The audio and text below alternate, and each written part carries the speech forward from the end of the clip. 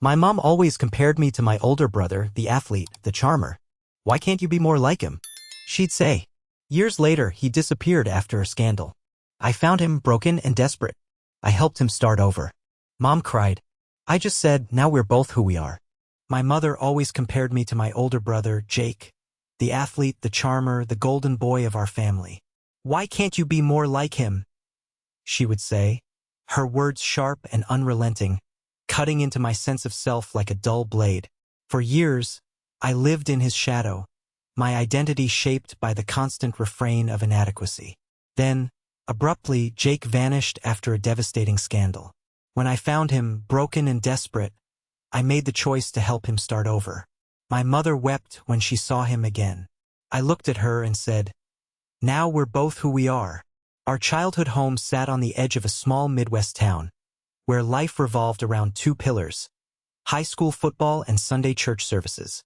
Jake was the embodiment of the town's dreams, star quarterback, prom king, and local legend. His smile could disarm even the sternest teacher, his charisma a magnet that drew people to him effortlessly. Trophies lined his bedroom shelves, each one a testament to his prowess, while girlfriends flocked to him, captivated by his easy confidence. I, by contrast, was the shadow, quiet, introspective, and invisible. My days were spent buried in books at the library during lunch breaks or tending to abandoned animals at the local shelter on weekends. My achievements, good grades, a poetry award, a volunteer certificate, were footnotes, barely acknowledged in the glow of Jake's brilliance. Mother's favoritism was not subtle. She radiated pride at Jake's every triumph, her eyes sparkling as she recounted his latest game to neighbors or relatives. My accomplishments, however, were met with a distracted nod or a perfunctory, "That's nice." I recall vividly the day I won a regional science fair in 10th grade. I returned home, my heart pounding with excitement, clutching a modest trophy that represented hours of research and dedication. I presented it to her, hoping for a moment of recognition. She glanced at it, her expression fleeting, and said, "That's great, honey. Did you see Jake's game last night? He threw 3 touchdowns." My triumph evaporated, swallowed by the ever-present comparison. That phrase, "Why can't you be more like your brother?" echoed in my mind, a broken record of doubt and inadequacy that followed me through adolescence. After high school, our paths diverged sharply.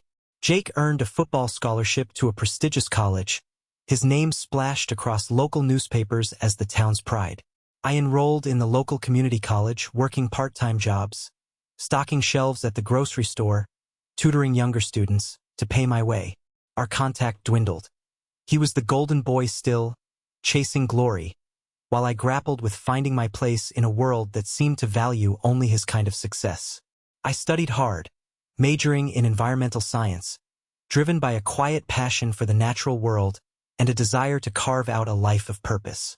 Yet, even as I built my own modest existence, the weight of my mother's words lingered, a quiet ache in my chest. Then came the scandal that shattered everything.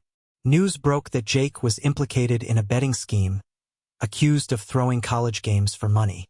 The headlines were merciless: star quarterback caught in gambling ring. The town's hero fell from grace overnight. His college suspended him, his teammates turned their backs, and his career, once a golden path to the pros, lay in ruins. Mother was devastated, but her grief seemed less about Jake's well-being and more about the loss of the image she had cultivated.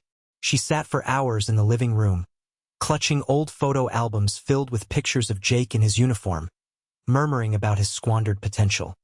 "He had everything," she'd whisper, "as if I weren't there, as if my efforts to build a stable life meant nothing." Jake disappeared after that. No calls, no letters, no trace. Mother slipped into denial, insisting he just needed time to sort himself out. I tried to move forward, graduating with my degree and landing a job as an environmental consultant, assessing local ecosystems for development projects. I rented a small apartment, adopted a rescue dog named Max, and built a quiet, steady life. But Jake's absence gnawed at me. Where was he? Was he safe? The questions lingered, a quiet undercurrent to my days, even as I buried myself in work and routine. Years passed, 3 to be exact. One evening, while scrolling through social media, I stumbled upon a photograph that stopped me cold.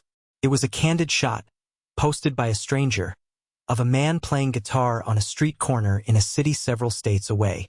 He was thin, unshaven, his clothes worn, but something about his posture, the tilt of his head, the ghost of a smile, struck a chord. I zoomed in, my heart racing. It was Jake. His eyes, once bright with confidence, were dim, but unmistakable. I stared at the image for hours, torn between disbelief and a desperate need to act. I made a decision. I took a leave of absence from work, packed a bag, and drove 8 hours to that city, a bustling urban sprawl far from our quiet town. I searched for days, street corners, parks, shelters, asking strangers if they'd seen the man with the guitar. On the 4th day, I found him at a shelter, sitting on a cot, his hands wrapped around a chipped mug. He was gaunt, his face etched with lines of hardship, his eyes hollow. He looked up, and for a moment time froze. Recognition flickered, followed by a wave of shame that clouded his features. We didn't speak at first. The silence between us carried the weight of years, years of distance, of unspoken hurt, of lives lived apart. I sat beside him, and eventually, he whispered, "I didn't want you to see me like this." He told me his story in fragments over the next few hours. After the scandal, the pressure and disgrace had broken him. He'd lost his scholarship, his friends, his sense of self. He turned to alcohol, then drifted from city to city, taking odd jobs, busking for change, sleeping in shelters or on the streets. He hadn't contacted us because the shame was too great, the fear of mother's judgment too heavy. I listened, my heart aching for the brother I'd once idolized, now a stranger reduced to survival. I couldn't leave him there. I convinced him to come home with me, promising no judgment, only support. We returned to my apartment, Max wagging his tail as if sensing Jake's need for comfort. I researched rehabilitation programs and found one nearby, a 6-month intensive course to address addiction and rebuild life skills. I drove him to the facility, paid the initial fees with my savings, and visited weekly, bringing books, clothes, and encouragement. The road was not smooth. There were relapses, nights when he'd disappear, only to return disheveled and apologetic. There were breakdowns, moments when he'd sob, "I'm not worth this," and I'd hold his hand, insisting he was. But slowly progress emerged. He completed the program, his eyes regaining a spark, his frame filling out as he ate regularly again. I helped him find work, a job at a hardware store, simple but steady. He started volunteering at the animal shelter with me, a quiet echo of my own teenage refuge.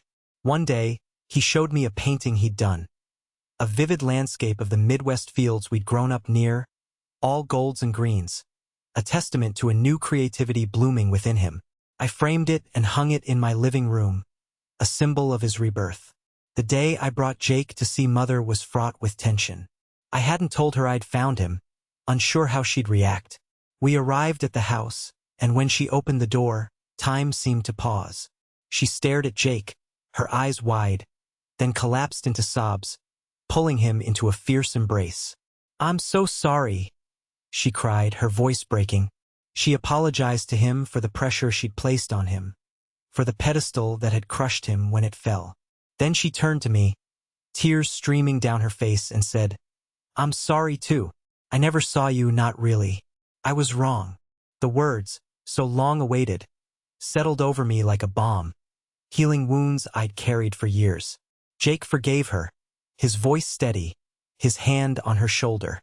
I nodded, my own forgiveness quiet but genuine. We began to rebuild as a family. Dinners, once battlegrounds of comparison, became spaces of connection.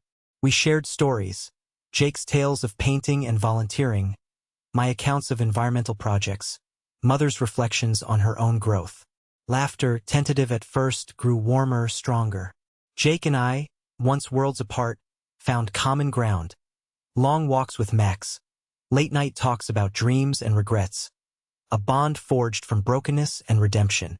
Our journey was not perfect. There were still hard days.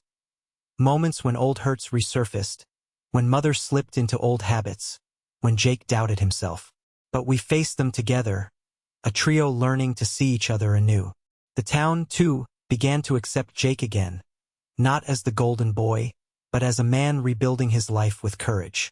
When people asked about our story, I'd reflect on the years of pain, the search, the healing, and say simply, now we're both who we are. We had found our way, not as shadows or stars, but as individuals, flawed, resilient, and whole.